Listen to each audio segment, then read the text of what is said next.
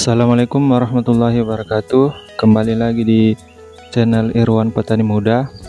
Baiklah, pada video kali ini kita akan berbagi ilmu terkait dengan bagaimana penggunaan pupuk kalsium.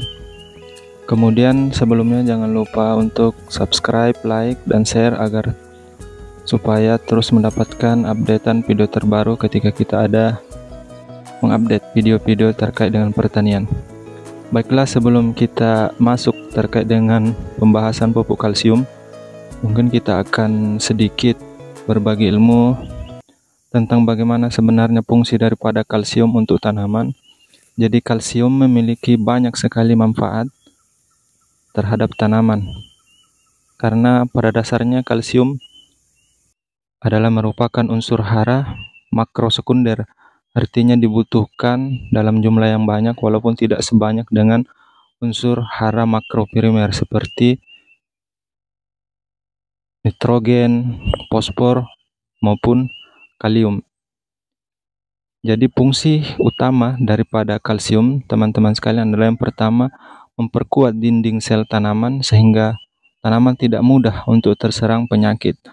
Kemudian yang kedua, membantu dalam penyerapan unsur hara, misalnya nitrogen, fosfor, itu sangat berpengaruh dengan adanya unsur hara kalsium pada tanaman.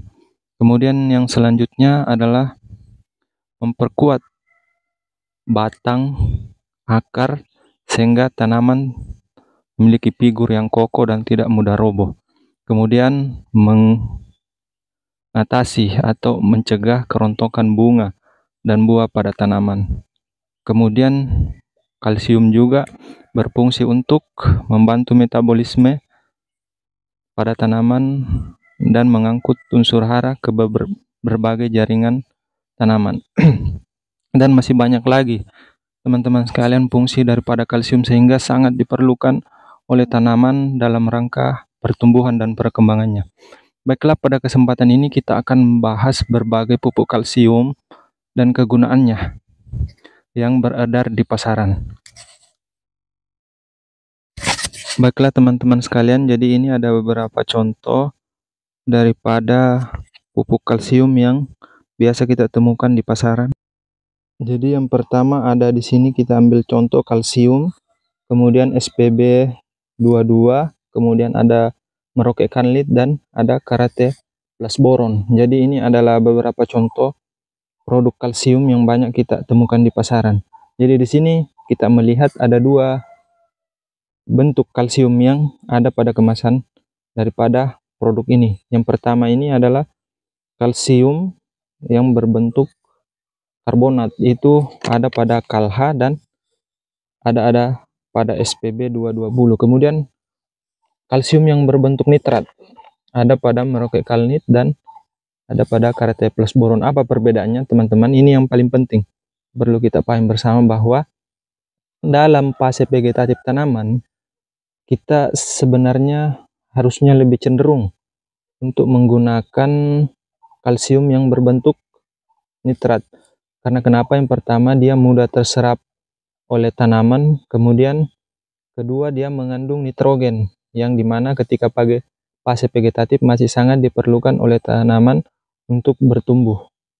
Kemudian di fase generatif kita dianjurkan untuk menggunakan kalsium yang berbentuk karbonat seperti kalsium atau KALHA, SPB 220, dan masih banyak lagi seperti kalsium manohara, kalsium plus, dan masih banyak produk-produk yang lain.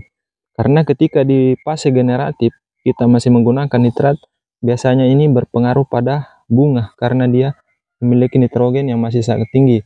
Sedangkan nitrogen di fase generatif tidak terlalu diperlukan, sehingga apabila misalnya terjadi musim hujan akan bisa menyebabkan kelebihan nitrogen yang bisa menyebabkan, pertama, daunnya bisa cepat kuning, kemudian yang kedua bisa menyebabkan kerontokan bunga karena adanya unsur nitrogen. Tapi sebenarnya ketika itu dalam musim kemarau masih saja kita boleh menggunakan, terutama Karate Plus Boron, karena boron sangat diperlukan dalam pembentukan buah. Tapi umumnya para petani cenderung menggunakan kalsium yang berbentuk karbonat atau biasanya kita kenal dengan CaCO3. karena ini memang pada dasarnya sangat diperlukan oleh tanaman di fase generatif, karena fungsinya adalah selain mempertebal dinding sel tanaman agar tidak mudah terserang virus, juga mempertahankan bunga dan buah agar tidak menguning dan mudah rontok, serta mempertebal kulit buah dan hingga berbentuk padat dan tahan terhadap simpan. Biasanya ketika tomat itu gampang mengalami busuk pantat atau pucuk bawahnya, ujung buah bawah itu membusuk. Tapi ketika itu kalsium karbonatnya terpenuhi, CaCO3, maka biasanya dia kuat dan lebih tahan ketika disimpan. Jadi ini mungkin yang bisa kita garis bawahi pada video ini.